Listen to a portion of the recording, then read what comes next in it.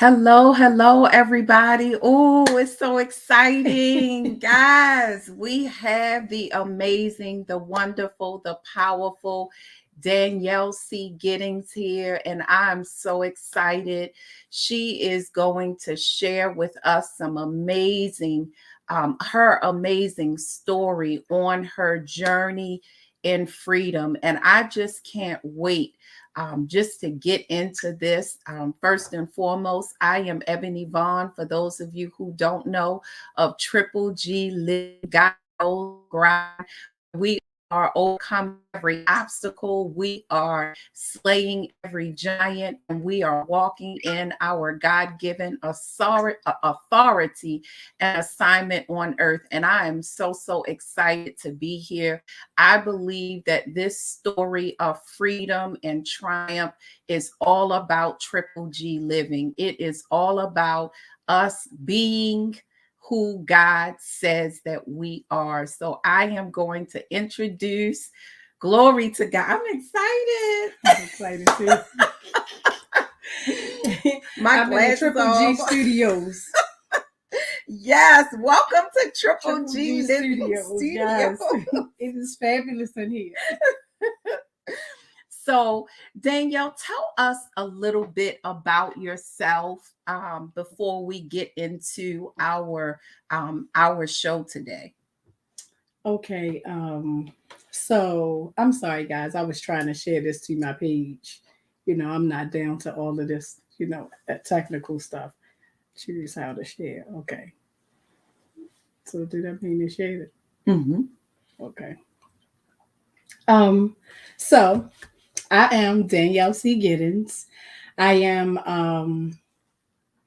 the owner of a new author, and I'm excited. Woo! That's number one. I am a mother, grandmother, a virtuous woman. I am the owner and partner of one of the owners and partners of a Virtuous Touch Salon and Spa. I've been in the hair industry for the last 23 years. I have two daughters, I have two grandkids, and I'm excited to be a new author because um, I wrote the book to inspire my daughters because I had journals, and those journals I wrote in them, and I said that I was going to save them to give to my daughters. But in one point of my life, I was reading through them, and I thought to myself, "Oh my gosh, I can't give these to my daughters because it was like me looking in a mirror." Mm-hmm. And I was like, I went nuts. So I couldn't even imagine. So the Holy Spirit was like, you can write a book and you can teach them from a mature perspective and a perspective of wisdom. And so that was my reasoning. I wrote the book. I was inspired to write my memoir for my daughters, but I wrote it for God's daughters. All of the young kids that are out here that were like myself, that didn't have guidance. They either were parentless or they had parents that were on drugs, that suffer from some type of abandonment, that live in poverty stricken areas, grew up in the projects. I wrote the book for those people. And even men, I wrote the book for men to understand what their daughters are going through. I wrote the book for them to understand how, a father being absent from their, lives will actually play a part in how that would affect them. So, that was my reasoning for doing this. And I'm excited for all of the people that pushed me. Awesome. As you were talking, one of the things that I thought about is just how so important it is for us to not only live our story, but also to tell our story and then to help others out. Yes. And I think that that is so much of what this is about. It's really about you reaching back and pulling other people. And I think that That is the amazing part, and it is a God thing. It's You a know, God God led you through Yes. everything that you Yes. went through in order for you to get to this place, which is one of the reasons why we have from pain, power, and purpose, right? Yes. Because the reality is we do have pain in Mhm. our lives, but God uses that pain to really pour into us power. Yes. Tell us a little bit about that. When did you feel that? And we don't always feel it, you know, we don't always have a spiritual understanding of that power Right. that we experience, but I believe that we can experience it in our own way, as a child, as a teenager. Tell us a little bit about that power and how it got you through your life. Um, so I mean, in the journey, and you'll read this in the book, but in the journey, Christianity has always played a part in my life as far as my great grandmother and my grandmother on my father's side. So, sometimes I might have thought that I was far from it, but I wasn't. My And grandmother. there are times where I, you know, didn't, it was like I didn't know God at all. But because of their prayers over me, it was just, there was just always this force that when I got to this, it's like when I got to this point, it was just like, I'm a curve, I'm a curve it. I'm gonna curve her. And so I always felt like that's how God was on my journey. Like I never knew when he was going to redirect me, but he always redirected me. And in him redirecting me, I remember me being in my first ministry that taught me so much. Mm-hmm. It was like that ministry where you learn all of this sanctification process, and everything about that was the first ministry I felt like, okay, I'm really gonna be serious about God. And one day, I don't know what it was or when it was, but I heard this song and it was Shekinah Glory called Yes. Yes. Oh, that is the And I don't know song. if somebody sang to it or Mm-hmm. if they danced to it. But from that day forward, that song became my life. Mm-hmm. It was like every time I got into a situation or a place where I had to let people go, Mm-hmm. where I felt like I was, broken, or I was just so distraught about whatever the situation was. I was always in my car crying and singing this song. Like I know all of the words. That's how many times I sang Mm-hmm. this song. And so, Yeah. that's one of the things that I think about. It's like songs have always been a part of my journey. Mm-hmm. And I never knew what I was saying yes to. Yes. It was like I had this pain and I never knew what I was saying yes to, but it's like on every level, God always revealed to me what that yes was. Mm-hmm. And it was just surrendering to him. Mm. And so over the process of my life, I've learned how to surrender to God on every level. Mm. And now I feel like, this book was a part of me saying, like, that's a big yes. Because, Mm. nobody wants the curtains to open, Yeah. about their life. Yeah. Nobody wants the deep and dark stuff to come out. Yeah. And there were times when I thought I was finished writing this book. I was like, Mm-hmm. yeah, I'm finished. I think I even texted you one Yeah. time, like, Yeah. I'm finished. And I went on vacation. Mm-hmm.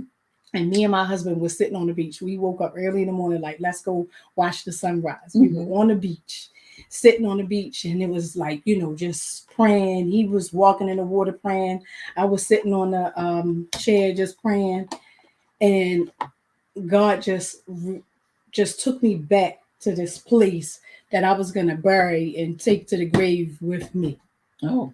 Mm-hmm. It wasn't nobody ever was gonna know anything about it. Okay. It was going with me down in the grave.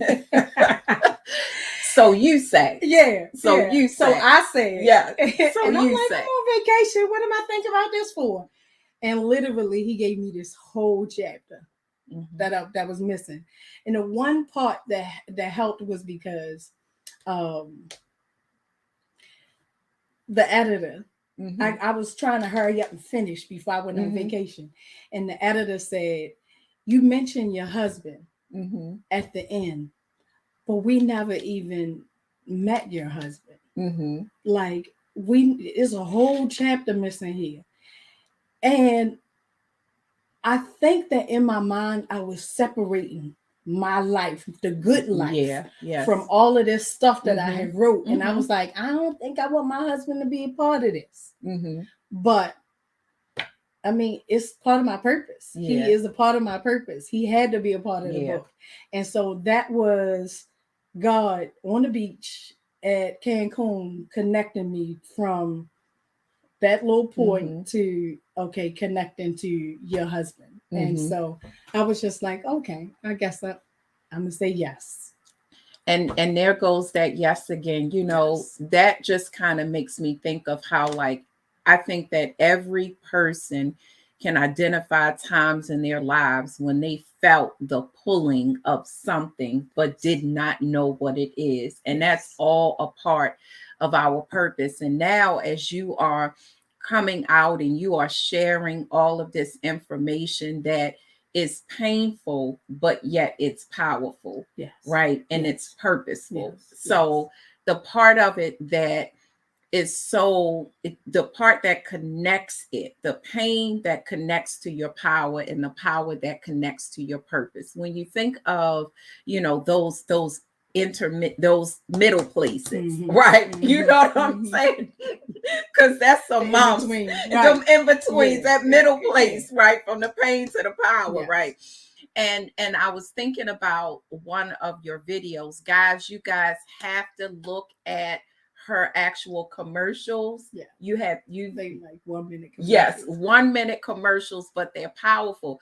But what I was just thinking about and connecting my thoughts to that is you did one of your videos was of you standing in front of, I think, your old apartment. That right there. I mean, it just, I don't know why that touched me the way it did, you know, but it's almost like this is where it started or this is where it ended, you know. And sometimes it's difficult for us to go back to pictures, to go back to painful places, right? But you were able to go back and really connect that to where you are now. What did that place mean to you? Now I'm digging for me. That when you took that picture in front of that apartment, what was that like? Okay, so we actually shot those commercials in the same day. Okay. The night before, I just was like a mess. A mess. Like, it was like I had to rehearse the lines. And rehearsing the lines was like, it's one thing to write about something, because this book was part of my healing process also, because some of the stuff that I spoke about, I had never told anybody. I wound up telling, I had many conversations with the one person that mean the world to me, that I felt like needed to know all of the details so that it wouldn't hit them by surprise. And that was my grandmother. And so there were times where I went to talk to her about those things. But that day I talked to her after those videos, because I needed, when I go to my grandmother's house, I need comfort. It's like, it was like I was raw. It was like I knew that I was preparing to be raw. And I had to start repeating this stuff. So to write it is one thing. But to repeat it in a mirror and constantly like repeat it, it's just like, you know, whoo, you know, that was the day I wrote on my Facebook page, these contractions are getting intense. And that's how I felt. I felt like it was intense. But God has helped me on this journey, because the guy that helped me producing these videos also was the guy that, you know, took my vision and put the moving parts together with my childhood home, you know, the sign and all of that. He put it all in one photo. So that was God using, like, he told me everybody that I needed to connect with. And so his name is Milton Lawrence. and he's a great photographer and creative Awesome. agency. Awesome. So he was a great producer Hmm. because he wouldn't let me. I tried to punk out on that first video. Okay. And this is the first one. The first one at the house where I was talking about molestation. Okay. So Okay. when we first sat down for pre-production, I tried to punk out because he was like, so what does that mean? Because I was like, he was like, what's your first one about? I was like, oh, I got introduced to lust. That's a nice way to say it. He was like, oh, okay. And how did that happen? And I was like, he was like, listen, we need to go straight to the point. Stop all the, we don't need no fluff and such and Yes, such. yes. And I was like, oh well, I can talk about drugs. Hmm. He was like, no, why you running from it? I need you to come back. This is what we gonna talk about. He was like, you wrote it down, we gonna talk about it. And so, that was, I was like, okay, but I got off the phone with him, and that was another process of me processing through, oh, you're about to do this. Mm. Like this is Wow. about to happen. Wow. And so, that was probably, I did the hardest video first. Okay. And once we got through that video and then we moved on to the next one, it wasn't hard for me. It wasn't hard for me to go back to that place. Okay. When I went back to my apartment, I felt like, wow, like I'm not here anymore. Mm-hmm. I'm not that little girl. I'm not the little naive girl. But after I did the video, what I felt was all of the little girls Mm-hmm. that were in the same situation that I was in. Like all of the little girls that won't have anybody to set them up to, so that they won't deviate from, being with somebody like that, or deviate from, just chasing money throughout life because they are in poverty. And so that's what made me realize, like, it don't matter what you just said on these videos. It don't matter who gonna feel some kind of way. It don't matter who is gonna affect. The people that I'm trying to infect are the young girls that need to know that this is not gonna end well for you. And like I had to lie with the other young lady, like it didn't end well for her, because the guy she was messing with got killed. The girl I was in jail with, it didn't end well with her because she wound up in jail, for something that he did. And so that might not have been my specific situation. Right. But it was just the fact that you could have a different mindset when you become one with this person. And eventually your mindset will change and become one with that person. So whatever you thought and all of the wisdom you had, and everything that you tried not to be a part of, because I left my childhood home thinking it's too much drugs here. I don't want to raise my daughter in a place where it get raided all the time. And so I left to go create a different life, and created the same life. And so me at that apartment was a victory place. It was it was strange to be back there, but it was a joy for me to be back there and not be in the same place.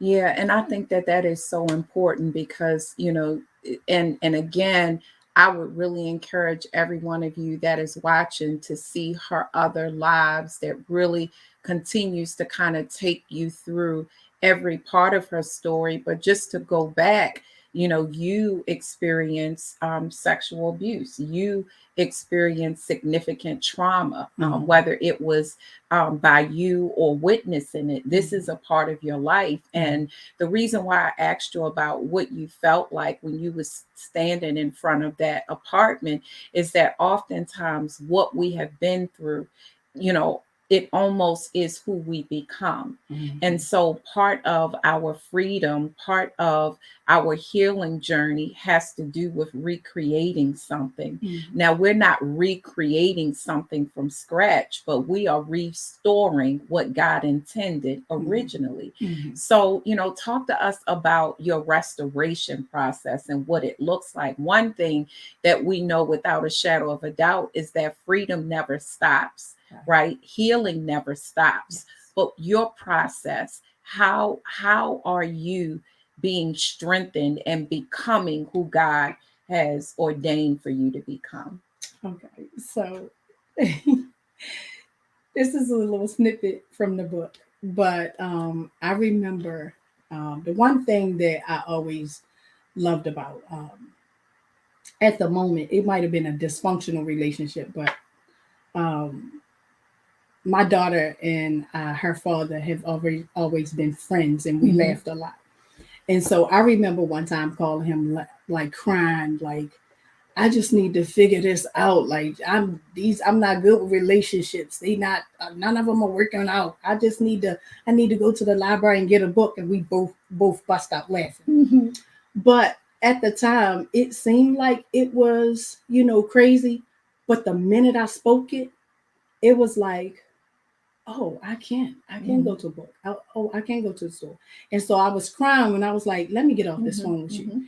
And so when I got off the phone, I just continued to cry. And then I realized we have a Christian bookstore. Mm. And so I went to the Christian bookstore, I think that next day.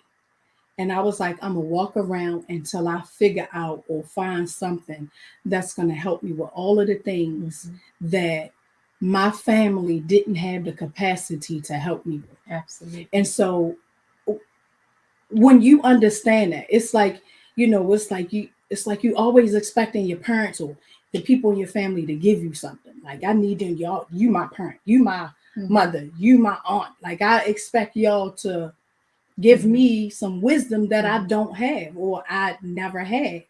And so when you realize that they can give you that information, you accept it and then you move forward. And so me accepting them for who they were was one of the things that I had to do Mhm. so that I wouldn't, get to a place where, it was okay. Mhm. That I wouldn't constantly expect them to give me something that they didn't know how to give me. Absolutely. And so they didn't have the capacity. So I went to a Christian bookstore.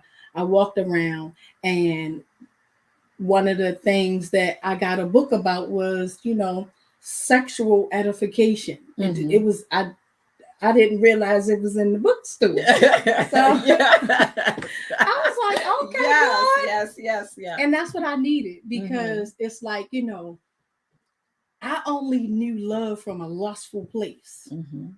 And so I wanted to know love from a pure place, the place that God intended for me to know Mhm. love. And Mhm. so I got a book about that in relationships. But the other thing is that I was in it was 9/11. Mhm. I was in California, and this pastor, I was sitting there thinking to myself, like, I would people hear stories. I was like, oh, they not gonna push me on the floor. I ain't going up there.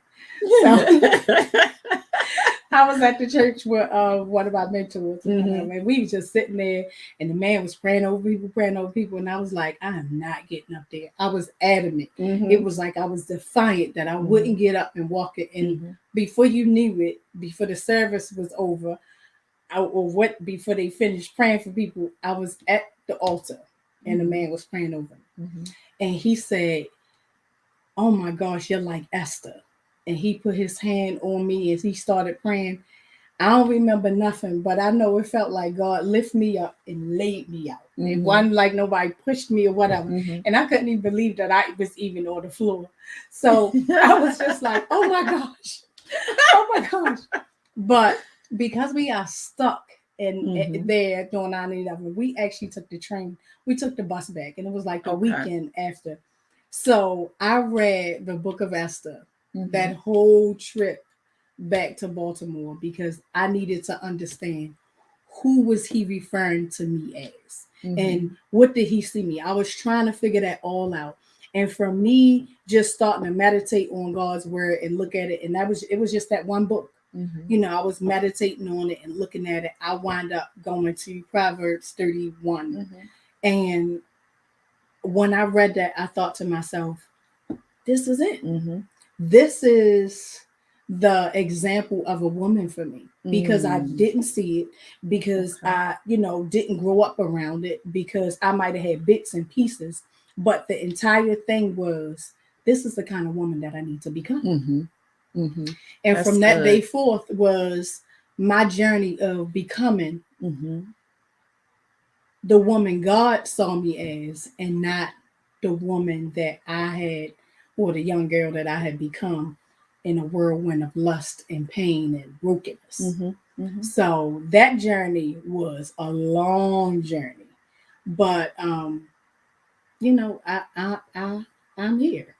And that it kind of brings me to that question of the way, that thought of the way that we see ourselves, because that's the other part, because we go through so much trauma. We are broken, we are bruised, and it's almost like we see ourselves through those lenses, and it's a journey for us just to see ourselves as healed. You know what I mean? Like, when was that moment when you said, thank you, God, for healing me? Because we don't always know it, even when we're healed, Mm-hmm. because we're so stuck in the broken mindset. And I Mm-hmm. think that that's what I want to talk about a little bit, because I think that there's so many people that God has touched and God has really healed, Mm-hmm. but because their mindset hasn't changed, Yeah. they don't walk in it, and Right. they don't actually experience it. Right.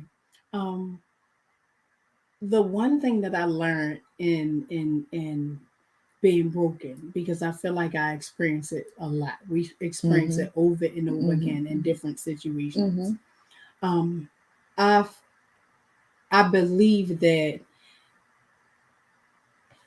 in embracing that brokenness, you, you don't stay there. You grieve it, Mm-hmm. and you understand that you have to embrace change, whether that means it broke for a reason. Mm-hmm. It broke for two people to fix Mm-hmm. something, or it broke for you to fix something. Absolutely. Um, whatever reason it broke, at that point it becomes a process of me trying to figure that out from God, Mm-hmm. like not other Yeah. people. Yeah. Other people can help me out with me understanding that Yeah. aspect or that part of Mm-hmm.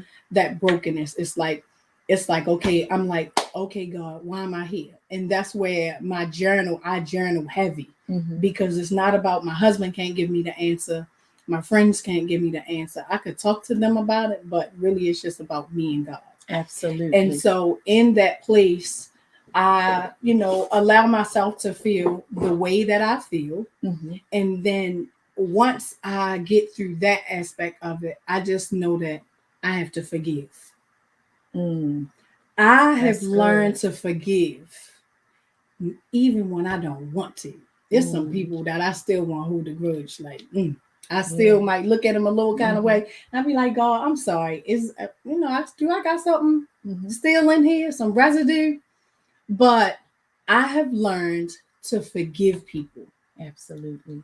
That's so because important. forgiveness is not about them. It's about you. And I think that because I have learned to forgive people a lot faster than I have before in the Mm-hmm. past, Mm-hmm. I believe that I take my power back. That Mm-hmm. that it's like God is like, okay, you realize how many times I forgave you Mm. for Mm-hmm. all of your discretions.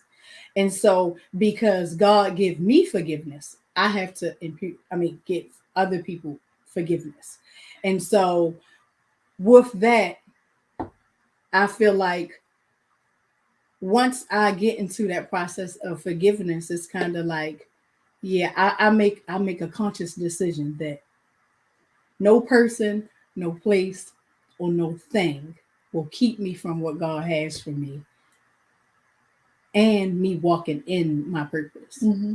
And so I think that that has been the most significant thing when it comes to me, journeying through that pain and just letting it go. Mm-hmm. And another thing, and I say this so much in my practice with those that I work with, whenever you are embarking upon freedom or whenever you are embarking upon your healing process, it's going to cost you something. And a lot of times people don't understand that. Mm-hmm. People don't understand that in order for you to heal, in order for you to go through your journey of freedom, Mm-hmm. something must be sacrificed. Mm-hmm. And sometimes we have to sacrifice our pain, Yeah. right? Yeah. Because we want to hold it, we Yeah. want to wear it Yeah. every day. We do. But guess what? And why do we want to wear it every day? Because it's a part of our identity. Mm-hmm. One thing about identities is that they are fluid and they are oftentimes removable. So our identity can be in the way that what we wear. It can Mm-hmm. be in our jobs. It could Mm-hmm. be in so many things. Mm-hmm. And so being a victim, Yes. being a sexual assault victim, Yes. that is an identity. Yes. And we walk through that with life, but Mm-hmm. through your process of healing and freedom, you're not a victim, Mm-mm. right? You're a victor. Mm-hmm. And that is the identity that we have to take on, but we have to change our mindset, right? Yes. In Yes. order for us to get to that place where we're not going through life as an abused woman, Yes. as a Yes. scorned woman, Yes. right? Because it's real It easy, is. It is. for us to go through life as a scorned woman. A scorned woman, a scorned friend, a scorned Yes. everything, a scorned believer. I mean, it Yes. can show up in every aspect of your life. And it brings me to that scripture, vengeance is mine, saith the Yes. Lord. Yes. It's like, every now and then, I'm from the hood. Mm-hmm. I'm from the hood. She from the hood. Every now and then, yes, you have to fight. You have to fight it down. Like, you can feel it coming up. When Mm-hmm. people take you to that place, and and it could be a something from the past. It could be Yep. the same person. Mm-hmm. And you just like, really, are we still dealing with you? And it's just, Mm-hmm. are you still here? Yeah. And you have to realize, and you have to keep a level head that, like I had to tell my daughters, listen, everybody not gonna like this book. Yes. Yes. Wow. It's my story. Your story. It's my truth. Mm-hmm. And some people, everybody ain't come to grips with their past Yeah. and the truth of their past. Mm-hmm. And so with that, everybody not gonna like. I mean, That's just right. the title itself is, making Mm-hmm. people a little nervous. Yeah.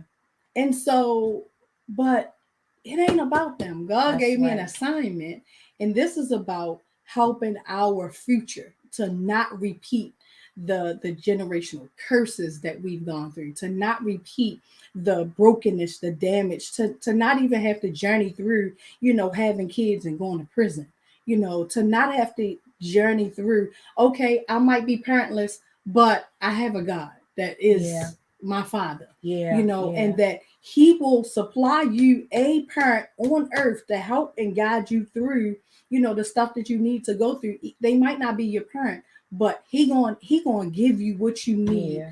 at the level of where you are. He Yeah. always meets you at the level of your need. And so, I always realize I'm being an example to my Yes. daughters Mm-hmm. every day. Mm-hmm. And so, I say, I don't respond to foolishness, Yeah.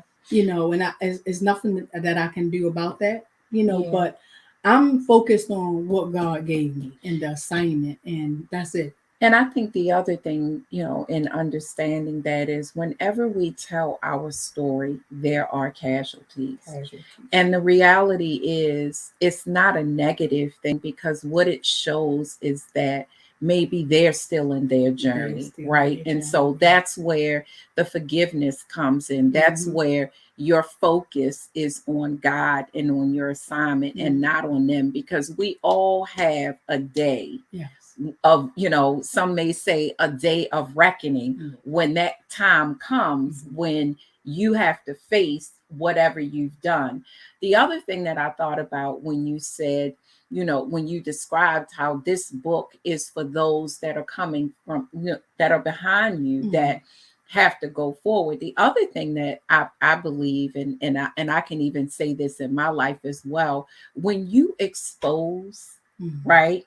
When you expose your past, when you expose the secrets and the things that you said you were going to take to the grave, you disarm the enemy. Yes. So not only do you disarm, and when I say the enemy could be ourselves, the enemy could be that deceptive one, or it could be those that want to look at you in the light of, I know you win. You know what I mean? So sometimes, not sometimes, all of the time, when we say yes, God will will allow us to open ourselves up as a book so that others can read. Right. And so the reality is, you are disarming all of that, because ain't no see what you looking at me. You looking at me because I was what? Yeah, that's what I was. It's in the book. It's in the book. I tell my story better than you can. Absolutely. And it's so important for us to say that, because how many of us, those that are watching, or even us, how many times have we lived in condemnation and guilt because we, because of something that we know we did, but nobody else know. And the thing about it is that the thing that a lot of times people don't understand about trauma, when you have difficulty developing intimate relationships with people, oftentimes it's because you really don't want people to get close to you to know what's really in there. You know what I'm saying? Like, I really don't want you to know what's in these eyes. Don't look at me too hard. Don't look at me too hard, because there's some stuff out of the closet, bones. and it's almost like you're looking like, does he or she see that? Do they see that? And so when you tell your story, it disarms. It really disarms and exposes, and it lifts up that feeling of shame and embarrassment, and that feeling of being convicted for things that you are no longer, but we kind of still live in it. So I believe that those are so important for us to remember, especially those that are watching now that may be living in secrets. The other part about it is, there was a season for you to tell your story. So that's the other thing. Now, I could say from my, in my testimony, that one of the mistakes I made in sharing my complete story was I told it out of season into the wrong people. You know what I mean? And one thing is that when you start telling your story, God equips you. God equips you for it, and he gives you the strength to endure and the wisdom for what to say and when to say it. Right. And some things, and one of the things that you talked about is how when you wrote that book, you shared some things with people that were close to you beforehand, so that they can know about it, so that you're not exposing. So that because what are you doing? You're still creating bridges and maintaining relationships. You know what I'm saying? And I think that is important. And it's also important, if you are worried about how people are going to look at you, and if you are worried about being persecuted as a result of your testimony, don't tell it. You ain't ready, right? You're not ready. And I mean, exactly. You know what I'm saying? And we looking at each other with wide eyes. You ain't ready. And it's not a bad, and that's not a bad thing. Yes. And I'm saying that to say that there was some things that I said, in as I uncovered my, story. And, people have their tendency to give interpretations of your story. And, well, you still there, you still got this, you still, and you could get hurt by that. Yeah, you could get in your feelings and then lose really what God is trying to do, because now you're focused on them. And so that's why I said that timing means a lot, because if you're not equipped, then don't do it. Right? Exactly. and you're right, because I've been a people pleaser all my life. I thank God that God delivered me from people. But when you don't know who you are, and you're trying to figure out who you are, you will be in business to please people. Absolutely. Because you want them to, the one thing about abandonment is that you don't want them to leave you. Yeah. That's number one. You know what it feels like when people leave you. So you don't want them to leave you. You want everybody to like you. You get into this thing where, you just want everybody to please you from a certain point. And so, I always been a people pleaser. And the day God delivered me from that, I don't remember when, but it's been a minute, but I'm grateful. So I had a client, I call her my godmother. She was like, I just want to make sure you're going to be okay with everything. I was like, hey, I don't care what nobody say. Absolutely. I don't care. This is a me and God thing.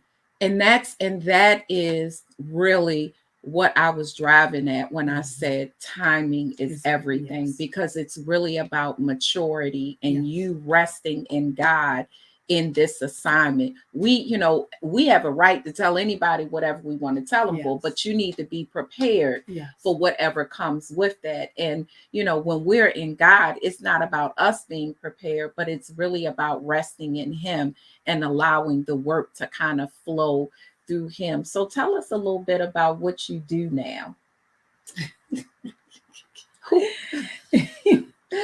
What you mean? What I do? What you do? You're an entrepreneur. You. So okay, yes, okay. Yes! I get what you're saying. Okay. She has evolved into this amazing entrepreneur and coach. Tell us a little bit about that. Okay, so I've always had my when I had a business divorce and we separated, it was like this journey back to, I want to get my own salon. I want to get my own salon. I want to be back to the place that was familiar to me. And so that's when I birthed A Virtuous Touch Salon and Spa. And amazing. I birthed it as a salon and spa because I knew that I was going to grow to the spa part. And so, it started out with just me. And I went on this journey of, learning, going to retreats, just educating myself, learning about all of the things that was going to help me get to a different place, like finances, just business, mentorship, building teams. And I learned it from different places. Some things I got from, the hair show, some things I got from, ministry, but it was all in the confines of me growing to another level. And so when last year during the pandemic, when God elevated us and we finally got to that vision that I had for owning my own salon and, becoming a salon and spa, actually manifested, and it manifested with my youngest daughter because she and I became partners and merged together in 2018. And so I am not only in business, not by myself, but I'm in business with my youngest daughter to leave a legacy.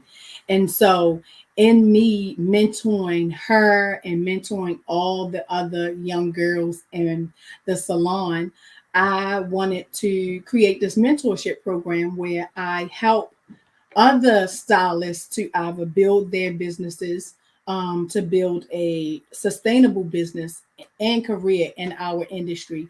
And then also, to help them where I saw me in them.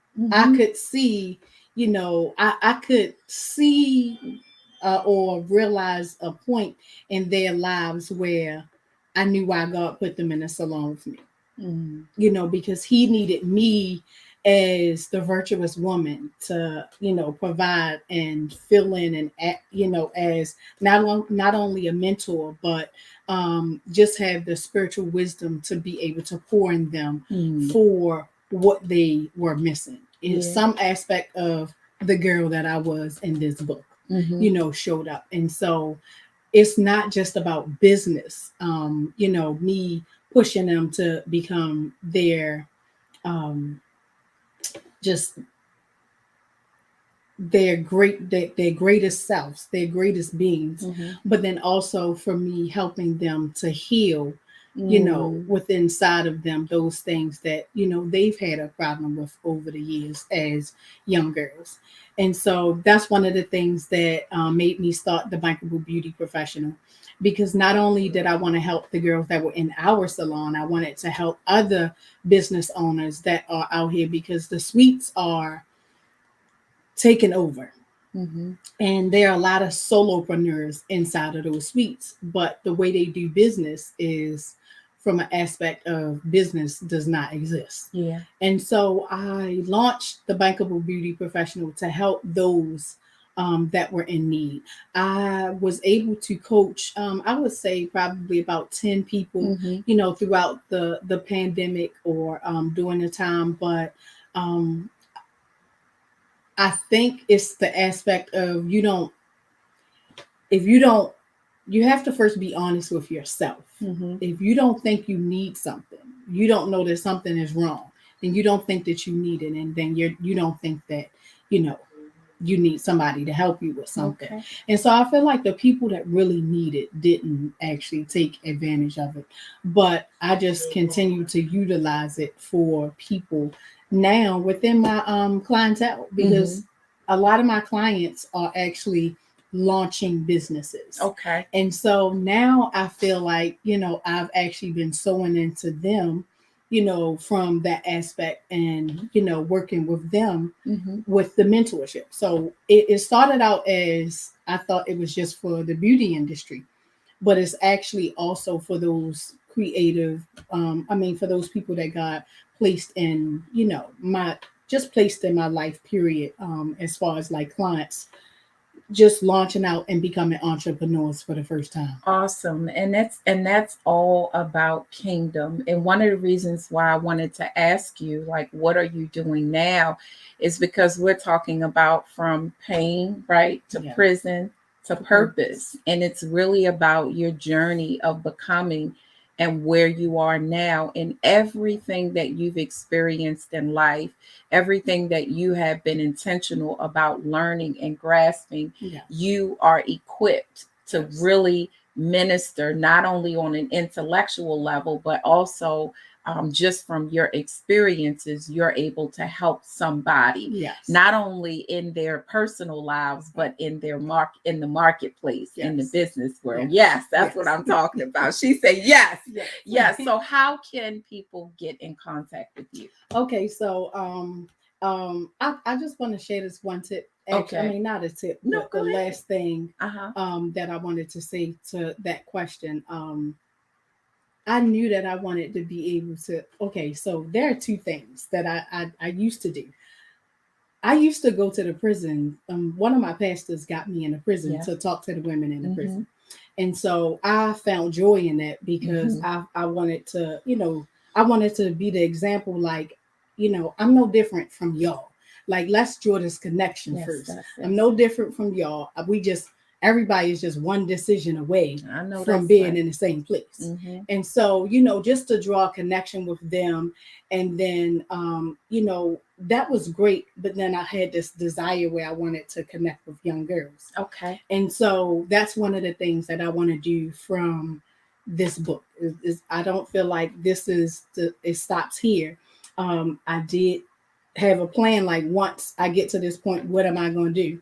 And yesterday, yesterday, I had I have a lot of clients that are in the, you know, school system, Yeah. but they're also principals. Yesterday, I had one of the principals. She's not my client, but she's been a client of the salons that I've been around. She contacted me, was like, I want you to come to my school, talk to the kids. We can do this.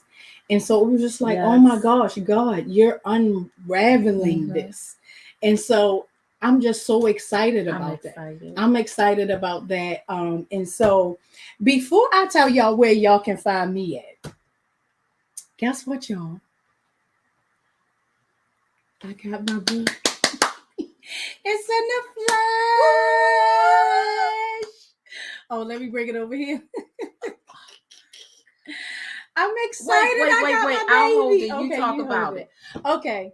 So, first of all, I'm Danielle Giddins. I am the author of From Poverty in Prison to Purpose, where I have gone through. It's a journey of freedom, discovering your freedom. That's my subtitle. And so I just want to say, while she's holding the book, that this is my midwife, y'all. I just want to say that I'm so grateful to God. And I'm going to make sure that I don't cry at this moment, but I'm so grateful to God. I'm a twin. I have a twin brother. I've always wanted a sister, but I never had a sister. But God blessed me with the best sister-in-law love that I could ever ask for. And I'm a strong person, y'all. Strong. But when my twin brother was in a hospital and my knees was about to buckle and I didn't know who to call, ain't know who to talk to, the Lord told me to call her. And she go to sleep early. I don't know why he told me to call her. But she woke up and she prayed over me. And it was the most powerful prayer. And I will never forget that. It stayed. That was one of those things where I'm like, she was a godsend. So she has been my doula and my midwife through every process of birthing this book. So when I got to certain processes, I was calling her, she was answering, and I just want to say thank you, sis. I love you and I appreciate you so much. You too. All right, y'all. This powerful, amazing. Yes. Listen, I'm gonna put this up book. Y'all gotta get this book. Isn't she beautiful? Oh, look at that. God. That's my baby. That's my new baby. She gonna help the world.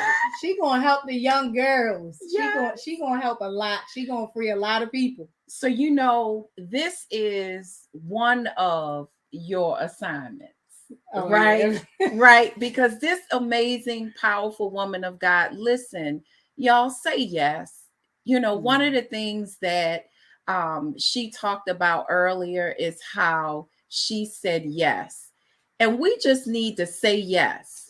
We need to say yes to whatever it is that God has for us. Yes. We don't know everything. We don't know, right? We don't know all the plans. And we just need to say yes and let God do what he's going to do through us. So they can find this book on. Actually, well, it will actually this week.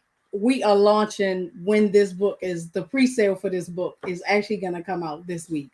And I'm not for sure which day, but if you follow me on Danielle Giddins page, it's a business page. If you go to that page, like that page, and I'll tag it on inside of the comments. Hopefully I know how to pin it inside the comments. But anyway, I'll tag it from that business page. You can click a link to sign up for my launch list and you'll get all of the details. The details come out through email prior to anything that happens. So that's the great thing about joining my launch list is that you'll have privy information to stuff that I don't even talk about. And then you could also find me on Instagram, Danielle Giddins on Instagram. And so just follow me. I'll release that on November the 1st. That's my birthday and that's my launch party where I'll be doing a book signing at my salon, 9433 Carmen Brook Road in Owens Mills, Maryland. If you go to my page, you'll be able to see the the invitation for that party. So it's 9433. There you go, Common Brook Road. Um, yeah, so I'm excited. Y'all connect with me. Thank you so much. I appreciate you guys. If y'all know any young person in your family, in your life, that we as adults know how we could, life can deter us or get us off track from when we come into our womanhood as teenagers. And so, one of those videos when I said I was 18 and I moved with a drug dealer, when I wrote this book, I couldn't imagine this stuff happening to my kids. So I had to heal from that. Like the impact didn't hit me until I realized, like, I can't imagine my daughter's going through this. So I don't want our daughters to go through that. Yes, I don't want our daughters to be a part of the statistics, where they lose their future or they deviate from it, or something, bad happens to them, in dealing with people that don't mean them any good, or lifestyles that don't mean them any good. So, and there are a bunch of them, but right now I'm speaking on the one that I know about. Yes. And so I would like for you guys to follow me, because this book will be released on Amazon this week. And you guys are going to be pressing a button and ordering it for your young ladies and even the men. Yeah. So that they can know how to treat their daughters. So thank you so much for sharing with us, Jacqueline. She has been on. She says she has just signed up. We have Nakia. Hey, Nakia. Hey, Nakia. How you doing, girl? We have Keisha Mills. Hey, Keisha. Hey, Keisha Mills. Yes. And Jaton. We have Jaton. Hey, Jaton.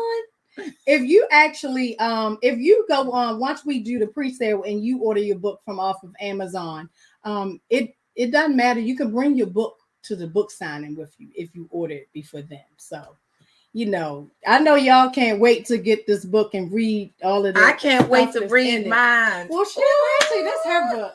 This is her book. She didn't know that. I was leaving it for her. So Jacqueline said, great show. Thank you so much. Thank you, Jacqueline. We appreciate you. Thank you, Keisha. She always have that funny stuff on there. She always do. Okay, bye-bye, everyone. See y'all. Oh, Sister Lolita, how are you? How are you? Lolita. Y'all can watch the replay. Yes. Bye-bye, family. Bye.